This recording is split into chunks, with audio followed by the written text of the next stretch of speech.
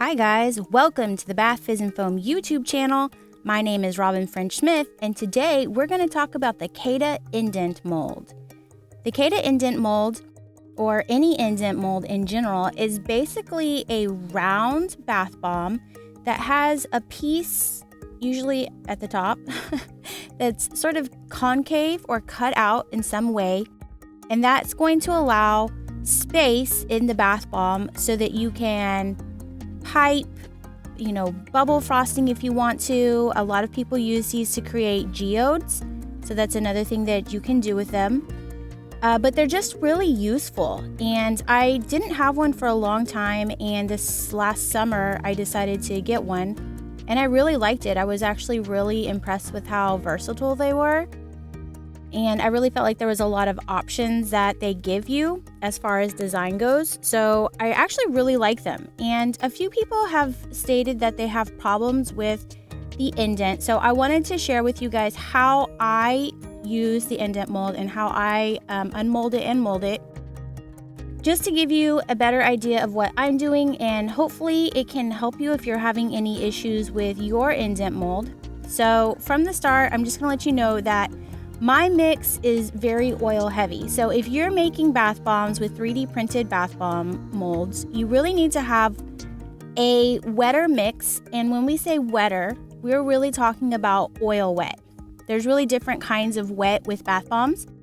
There's wet with binder and there's wet with oil. So really what we want is to have an oil heavy mix, and that's gonna make them where they're really easy to unmold from your bath bomb. So that's probably the first and most important thing, is to make sure that your mix is really oil heavy. I think the other very important thing is that when you're unmolding it, you're using a spoon or some other tool to tap the mold and help break the suction. Because where that indent mold is at the top, it's going to be a lot more fragile, and so of course it's going to be more prone to breaking if there is suction. Okay, so let's walk through how to mold it. So I have the indent piece in the mold, and I'm filling that side of the bath bomb first. And as I'm filling it, I'm kind of jostling the mix in there and shaking it up, trying to make sure I get into all those little cracks and crevices. I'm not packing that area at all. I don't find that I need to do that. If you find that your side breaks where the indent lip is, then you can maybe lightly pack it, but I don't find that I need to do that.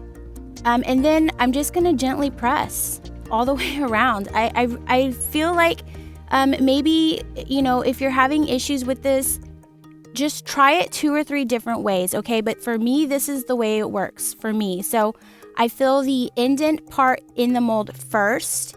I lightly fill the mix up to a certain point, usually by weight. And then I'm going to release the outer sheath, that outer shell, okay? Tapping a lot with a spoon to help break the suction. And if I feel any resistance at all when I go to pull the mold off of the bath bomb, you have to stop. You have to stop, because you will break your bath bomb. I'm using these round Milky Way bath bomb molds, and I actually use those for my round bath bombs to help them dry and not get flat bottoms. And I actually show those as well in the video for how to get a perfectly round bath bomb. So I find that it's really useful, especially for any kind of bath bomb that has round, and it works for the indent mold as well. So here we go again. Let's do it one more time with this top view, and then we'll turn it to the side and get it a different angle. And just lightly sprinkling the mix in, making sure that I'm kind of jostling it and shaking it a little bit each time as I'm filling it up. Gonna make sure that it's mounded up on the top so that I have plenty of mix to fill the gap where the round mold's gonna go in there. And then I will shake off the mix that's on the side, or kind of tap it off just to make less of a mess, if that's possible. Press gently all the way around. I mean, not gently, but press all the way around. What I mean is, like, I'm not like having to use brute strength really. I'm just kind of pressing it in all the way around. And then I'm going to tap with my spoon. I don't know if you have to tap it. Oh, okay, there I'm showing you there's an X on the side that has the indent. There's an X on my mold that marks the side that has the indent, and that's because I want to make sure to unmold the side with the indent last. And normally I tell you guys that I mark the back of my molds. I don't really know if the indent is the back or the front, so this might be like my one exception to the rule. I think technically the indent piece would be considered the front of the mold, so I don't know. This might be just like the anomaly, but the reason that I do that is because I know that the indent piece is like the weird piece. It's like the different piece, and I want to make sure that that's the one I'm unmolding last.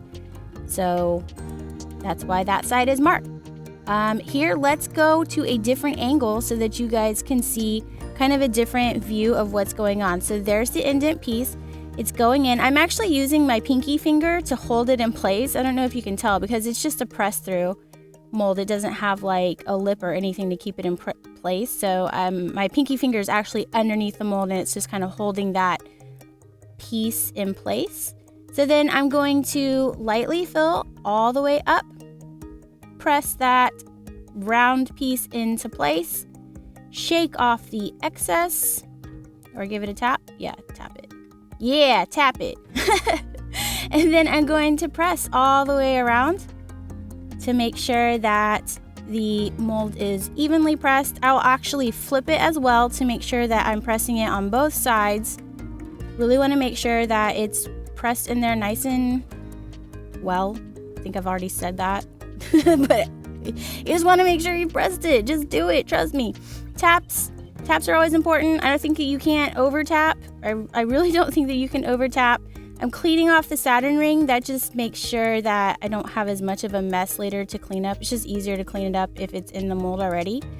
And then tapping on the side of the mold as I'm turning it, which is helping to break the suction. I'm going to unmold the round side first. Place that into the Milky Way mold. Flip it over. I love using the column from this to help unmold it, like as a little unmolding stand. Like, I feel like that's just so boss. And if I feel any suction, I stop and I stop and I give it some more taps. So that's basically it in a nutshell. Now, if you're having problems with it breaking, you can try, the little indent lip breaking. You can try adding more oil to your mix. Anywhere from 5 to 10 grams sometimes is enough to kind of take it to the next level that you need. You can also try just a new bath bomb mix in general. So this is my Robyn's Humid Weather Bath Bomb Mix. We are working on a dry weather bath bomb mix as well, although people who are in dry weather tend to find that they can use this as well. They just usually have to increase the amount of oil that's in the recipe. So I'm trying to find a workaround for that for people in dry weather. I don't feel like that's like the perfect solution, but it is one solution that exists. The other thing is that this mix is made in a stand mixer, and I was actually talking to Cada about this. Now, she said that she has always made her bath bombs by hand and has never used a stand mixer. And she said that when she recently tried putting them in a stand mixer and was surprised at how sort of crumbly and light the mix seems. So people comment a lot like, oh, your bath bomb mix looks really dry. And the reason for that is that I believe that it's part of the reason is that it's in a stand mixer, and that's putting a lot of air in there. But since it's oil heavy, it's fine. It still works. So that's just kind of something that we noticed. You can maybe try mixing in a stand mixer. That might kind of help, break your mix up a little bit and make it less dense when you're putting it into your mold. So that may help. The other thing is I have a video that's going to follow up on this one. That is how to decorate this mold or this design. And basically my indents are fine on this, but if you're having issues with the indent lip breaking, this upcoming video might be a really good solution for you because you don't actually have to have that indent lip be perfect. I I show you how to do a drizzle on the indent lip and then add salt to it and then pipe with some of our Wonder Bar bubble frosting and kind of make it look like a icy lemon lime margarita type of drink. So that is an upcoming video, and I mean, the good thing is that if you have problems with your indent lip breaking, that might be a really good solution for you. I know that we always want it perfect. I mean, I'm not gonna lie. I want my bath bombs to be perfect as well, but sometimes they don't have to be. And sometimes if they break, it's okay. You know, there's ways that you can work around it. There's ways you can use it to your advantage.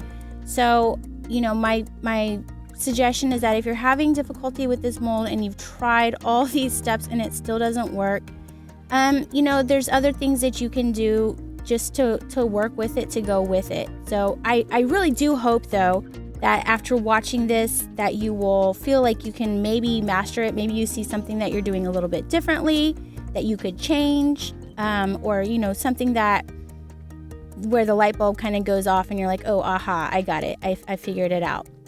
So last bath bomb, tapping, tapping, tapping all the way around, gently lifting up, and voila. I mean, I love the way the indent mold looks. Here are the finished bath bombs. I just love like how graphic and beautiful that indent looks with that shadow. Thank you guys so much for watching. Make sure that you hit the like button and the subscribe button so you can see new content from us as it comes out. Visit us at bathfizzandfoam.com. We have recipes and color studies and classes and all kinds of other resources for you if you are a maker. And definitely come join our Facebook group, Bath Fizz and Foam, Bath Bomb, and Bubble Bar Support Group. We are a community of helpful, friendly, kind makers, and we would love to see you there. And as always, happy making!